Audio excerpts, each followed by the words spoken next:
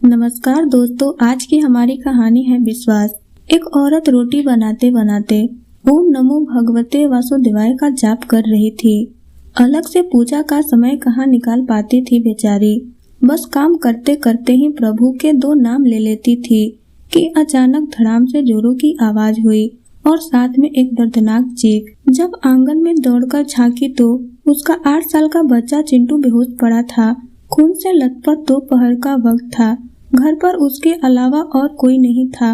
वो दौड़ती हुई चिंटू के पास पहुंची। उसे कुछ समझ नहीं आ रहा था कि वो क्या करे। 20 दिन पहले कराए गए अपेंडिक्स के ऑपरेशन के बावजूद न जाने कहां से इतनी ताकत आ गई कि वो चिंटू को गोद में उठाया और चौराहे के पास नर्सिंग होम की तरफ दौड़ी।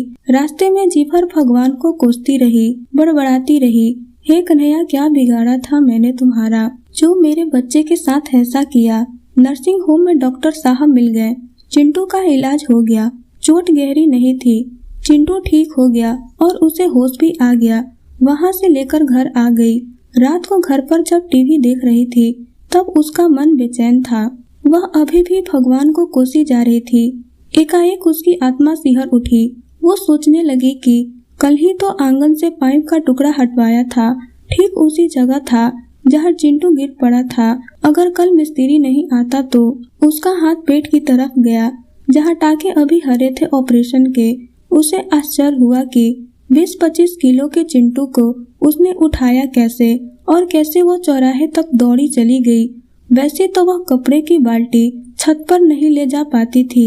फिर उसे ख्याल आया कि डॉक्टर साहब तो रोज 1 बजे चले जाते हैं, तो आज 2 बजे तक वहाँ कैसे थे। उसके जाते ही तुरंत इलाज हो गया, मानो किसी ने उन्हें रोक रखा था। अब वो सारा खेल समझ चुकी थी। उसका सर प्रभु के चरणों में श्रद्धा से झुक गया। मन ही मन प्रभु को अपने शब्दों के लिए माफी मांगी। तभी टीवी पे ध्यान आया तो प्रवचन चल रहा था। प्रभु कहते हैं, मैं तुम्हारे आने वाले संकट को रोक नहीं सकता, लेकिन तुम्हें इतनी शक्ति दे सकता हूँ कि तुम आसानी से उसे पार कर सको। तुम्हारी राह आसान कर सकता हूँ, बस धर्म के मार्ग पे चलते रहो। उसने तभी मंदिर की तरफ देखा तो कन्हैया मुस्कुरा रहे थे।